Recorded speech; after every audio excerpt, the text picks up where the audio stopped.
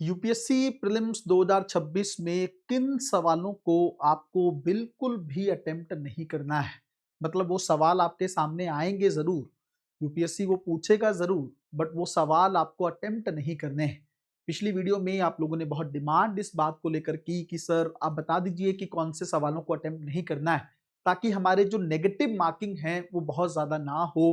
कई बार क्या होता है, आप क्वालिफाई कर जाते हैं, आपके सवाल सही हो जाते हैं, उसके बावजूद नेगेटिव मार्किंग के चलते आप एग्जामिनेशन से 1 या 2 नंबर से बाहर हो जाते हैं, है ना। तो अगर हमें पता लग जाएगा कि इन सवालों को अटेम्प्ट नहीं करना, तो ना केवल जीएस में आपको हेल्प मिलने वाली है, बल्कि सीसेट में भी इससे आपको बहुत ज्यादा हेल्प मिलने वाली है। थोड़ा ध्यान से इस टॉपिक को समझने की कोशिश करते हैं। अगर आप लोग थोड़ा सा नॉर्मली यहाँ पे देखेंगे, मैं आपको एक चीज बताता हूँ। देखो देखो, टोटल सवाल आपको पता है कि 100 यूपीएससी आपसे पूछने वाला है। उस दिन हम लोगों ने बात की थी कि अगर हम सवाल 100% अटेम्प्ट ना भी करें, 60-70 सवाल भी अटेम्प्ट करें और उसमें गलत कम करें, तब भी हमारा प्रीलिम्स निकल सकता है। ये बात हम लोगों ने उस दिन की थी।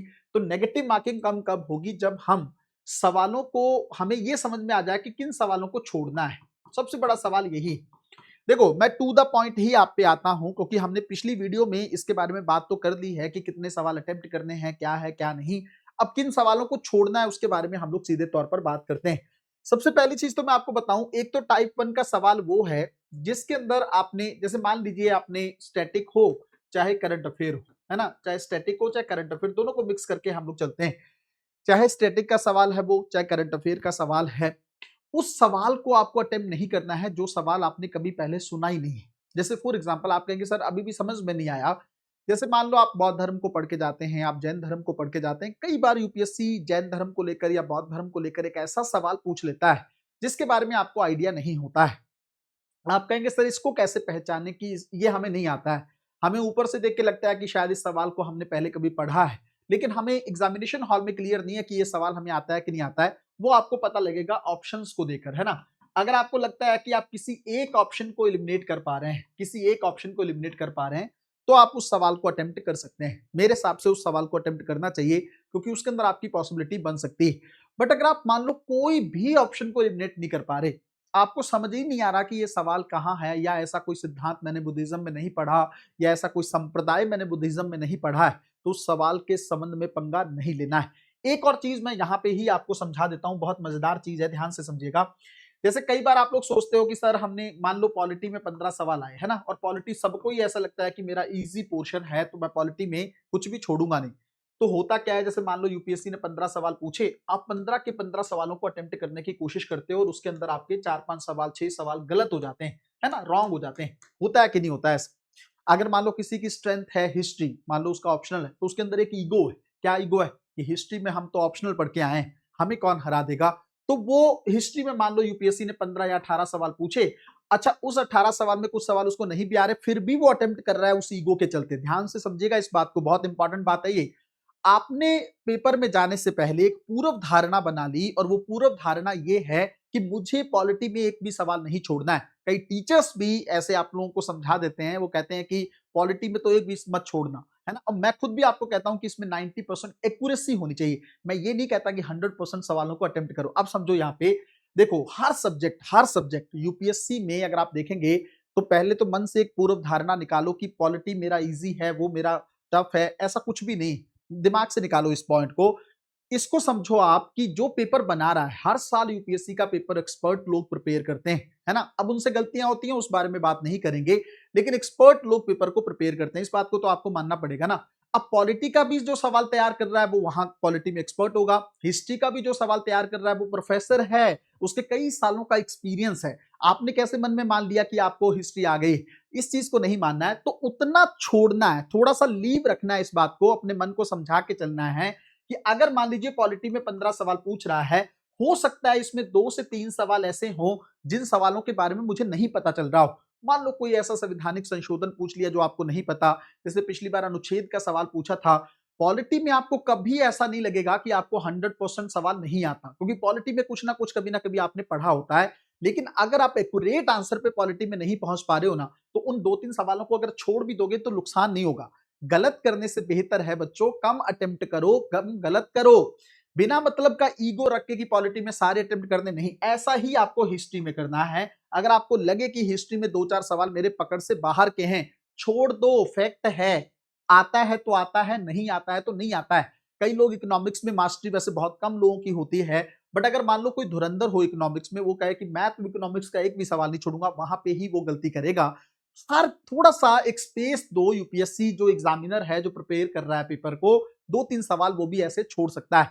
तो अब मैं जल्दी से आता हूं, एक आपको क्या करना है, अगर ऐसा कोई सवाल है जिसके अंदर चारों ऑप्शन आप लोग नहीं जानते, एक भी ऑप्शन आपकी पकड़ का नहीं है, तो उस सवाल को आपको छोड़ देना है, चाहे वो सवाल स्टैटिक का है, चाहे वो करंट अफेयर का है।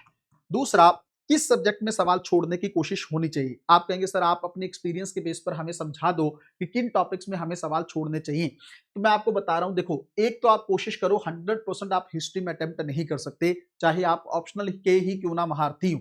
हिस्ट्री में कुछ फैक्ट ऐसे होते हैं जिसके बारे में आपको नहीं पता है ना, तो उन सवालों को छोड़ देना चाहिए। दूसरा, करंट अफेयर अगर मान लो कुछ ऐसा फैक्ट पूछ लिया है, मान लो कोई डिक्लेरेशन पूछ लिया है जिसके बारे में आपको कुछ नहीं पता है, फैक्चुअल सवाल, उससे बचने की कोशिश करना है। अगर कोई डे के बारे में पूछ लिया, आजकल यूपीएससी पूछ रहा है इस दिन पर्यावरण का दिवस है, संविधान का दिवस है, अगर आपको ये नहीं पता है, उसको भी छोड़ देना चाहिए, है ना। अगर तो पता है बहुत अच्छी बात है, अगर गैस कर सकते हैं बहुत अच्छी बात है, अगर नहीं कर सकते हैं ना, तो इन सवालों को पूरी तरह से छोड़ देना चाहिए। तो मेरे हिसाब से हिस्ट्री में आपको सवाल छोड़ने की जरूरत है। अगर आपको इकोनॉमिक्स में आपकी कमांड उतनी अच्छी नहीं, 2-4 सवाल आप इकोनॉमिक्स में भी छोड़ सकते हो। छोड़ना उन सवालों को है, कला है ये बच्चों, ध्यान से समझो। किन सवालों को छोड़ना है, इस आर्ट को सीखना है। ये आर्ट ये है, जिस ऑप्शन पर सवाल में आपको चारों ऑप्शन नहीं आ रहे हैं उसको छोड़ दो, जिस सवाल के बारे में आपने बिल्कुल नहीं सुना है उसको छोड़ दो। तीसरी चीज, जिस सवाल को लेकर आपका अंतर्मन कह रहा है कि जो ऑप्शन मैं क्लिक करूंगा ना वो गलत गलत ही होगा, मुझे पता है कि ये सवाल, आप कहेंगे सर एक आइडिया क्या और भी कहीं से लग सकता है, तो एक तरीका मैं और बताता हूं इस चीज को लेकर।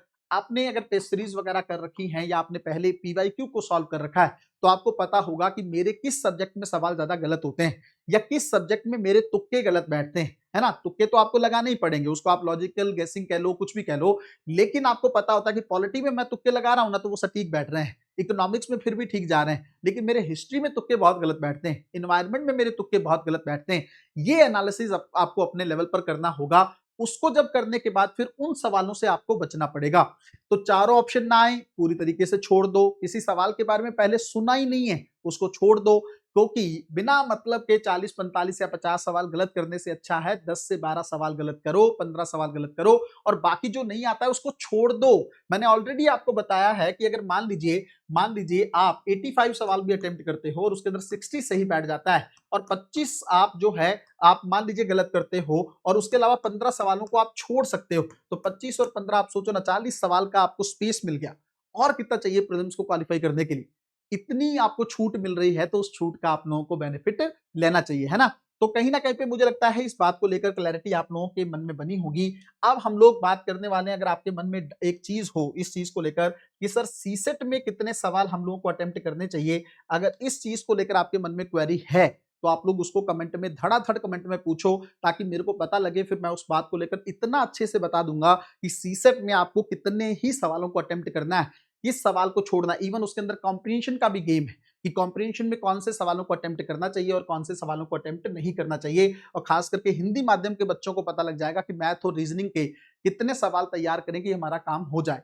सीसेट को लेकर एक बहुत ही खूबसूरत बैच जो है वो डिलाइट आईएएस पे चल रहा है। इसकी 3 क्लासेस अभी तक हो चुकी हैं, तो आप लोग इस बैच को ज्वाइन कर लो।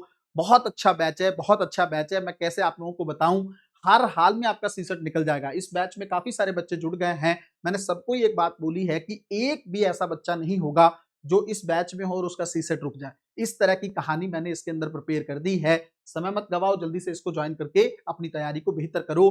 करंट अफेयर को लेकर अगर समस्या फंस रही है तो 36 महीने करंट अफेयर का बैच चल रहा है, जिसमें मैंने पॉलिटी करा दिया, आईआर करा दिया, इकोनॉमिक्स करा दिया, इन्वायरमेंट चल रहा है। तो बिना समय गवाए उस बैच को कर लो, ताकि सिस्टमैटिक कंटेंट आपके पास आ जाए, सीधा रिवाइज करो और प्रीलिम्स को क्वालिफाई करो और आगे बढ़ जाओ, है ना। वीडियो को अगर आप लोगों ने लाइक नहीं किया है, शेयर नहीं किया है, तो ये आप लोगों की बात अच्छी नहीं है। यूट्यूब चैनल को सब्सक्राइब करके रखो, टेलीग्राम चैनल को जो है आप लोग ज्वाइन करके रखो, ताकि वहां पर अपडेट्स आप लोगों को मिल सके। उसके डिस्कशन ग्रुप में आप लोग मुझसे सीधे सवाल भी पूछ सकते हो, है ना। कमेंट्स की भरपार रखिएगा, तभी जाके अगली वीडियो आप लोगों को उस टॉपिक पर देखने को मिलेगी। मिलते हैं अगली वीडियो में, तब तक अपना ध्यान रखें, अपनी पढ़ाई को बहुत अच्छे तरीके से करते रहें। बहुत बहुत धन्यवाद।